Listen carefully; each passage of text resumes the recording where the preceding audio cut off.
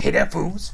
Big T here, and I'm back with another video. And in this video, I'm going to be kind of unboxing and giving my first impressions of a device, or not a device, but a peripheral for the Nintendo Switch that I've always wanted. I saw it and I was like, I gotta have that, but I couldn't find it anywhere. And so I luckily found it recently, and I actually got it for cheaper than the retail price was, which is awesome. And that is this here, the Daemon X Machina Split Pad Pro. I believe Nikon, is it Nikon who makes this? Who makes this? Ori, not Nikon. Ori, that's what I meant to say. Ori makes this. They always make really good products, going back to what I remember, like the N64. And so we're gonna check this thing out. I've seen other reviews, pretty good impressions on it, so I wanted it myself. And you guys also probably know, I got the Daemon X Machina like super duper ridiculous special edition that I unboxed on the channel. I will show some video of it right here, and if you want to see the full video of that, go check it out. But once I got that, I was like, I have to have this Split Pad Pro too, because it's Daemon X Machina themed, and I love the game. It was in the tops of my games of the year, so I had to have it. So I just kept watching and kept looking, and finally I found it.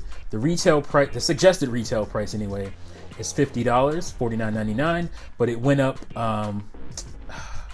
after maybe a month or so. It skyrocketed. People were selling it for twice that, and I was like, oh no, I can't get it now. It'll probably never go back down. But luckily I found it for $43, free shipping. Awesome. And it was on eBay, believe it or not. So this is new in the box, so it's not used or anything. So I'm gonna unbox it here and give you my impressions of it. So let's do that now. All right, I don't wanna, where's my screwdriver? There we go. I'm gonna take nice care of this box, as I will be keeping this box somewhere. Most likely in my closet with all my other gaming stuff. So I don't wanna mess this up. Keep it nice and tidy. All right, so we got that off. Not too bad. So far anyway. It should just pop up from the back here, and there it is. Very good. I'm just gonna pull it out, move this box out of the way. But before I show the contents, I'll show you what the box looks like. There's that side. There's the back. And you know, one of the biggest problems with the Switch, as far as handheld mode for me anyway, is the Joy-Cons. It's just, you know, I have man hands, so it's too hard for me to hold it for too long. And that was one of the issues. So you got this little instruction thingy here, but I don't think I need that. So we'll put that to the side. And here are the Joy-Cons, if you want to call them that. At first I thought if these worked wirelessly, but they don't. They have to be hooked up to the Switch. So this is going to be a two-part video, because I have something cool I want to check out that has to do with these. So there it is. There's the left one.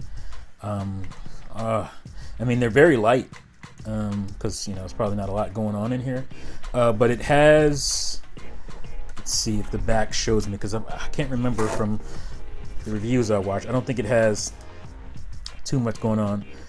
Full-size shoulder buttons, precision D-pad, programmable rear triggers, and that's it. I don't think there has any rumble or anything like that, which is fine, because I don't really care for that when I'm going handheld mode. It's a little bit distracting for me anyway. So yeah, there's the left one, or right one, and oh yeah, I already like how these feel. It's hard to gauge that. And there's the back button that's programmable.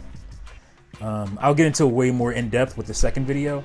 This is just my initial impressions. So I just want to show you guys what you're going from. Here's my Switch. I got it upside down. I'll put my Joy-Cons on it here, so you can get a good look at the difference. Okay, so there's that. And, you know, like I said, it's cramped.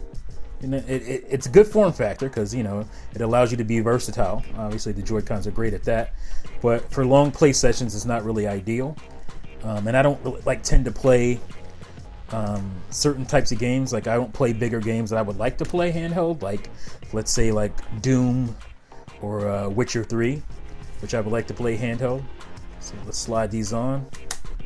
It clicks in this place there, so that's cool.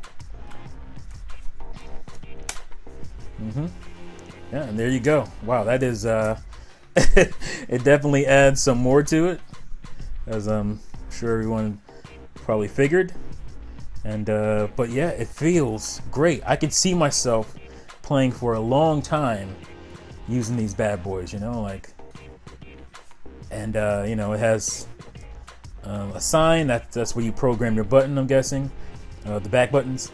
Turbo, which I probably won't ever use, and it's on both sides. D-pad feels really good.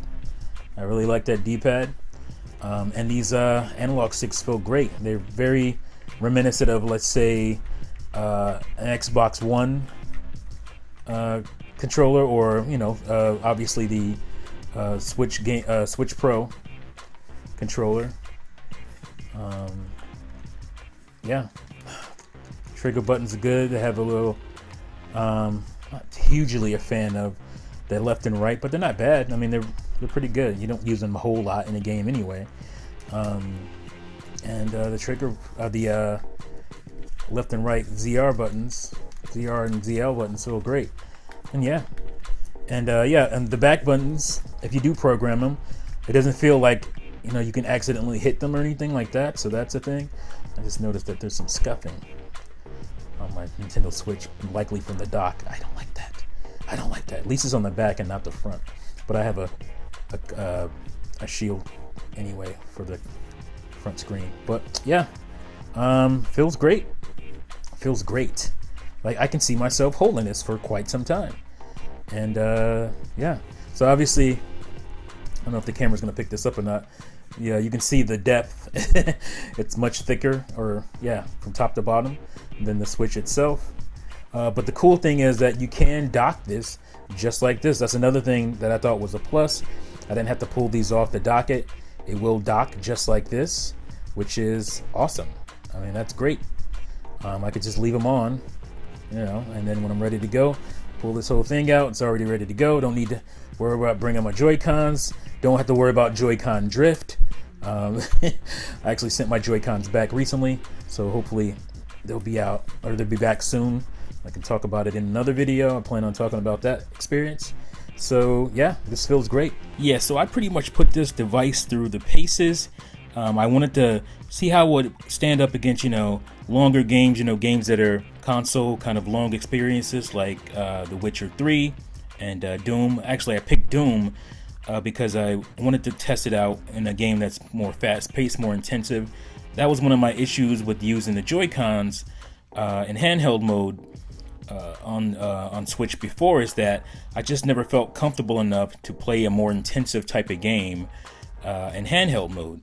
And so I wanted to give these things, you know, a run and see how well they actually worked for that and how comfortable I felt. And I felt immensely more comfortable. Like I felt, you know, holding a Pro controller playing these games. And that's exactly what it feels like. It feels like you're holding Joy-Con Pro controllers. And I can't stress this enough. Like I started playing The Witcher, I started playing Doom, and I've, you know, both of those games I beat Doom and The Witcher on other consoles. Actually, I beat Doom on Switch, but I beat The Witcher on Xbox One, Witcher 3 on Xbox One, and I spent, you know, a lot of hours in it. And when I tried to play it in handheld mode on the Switch with Joy-Cons, it just didn't feel right. It just never felt right. Just like a lot of those other games I was talking about, more console-like games.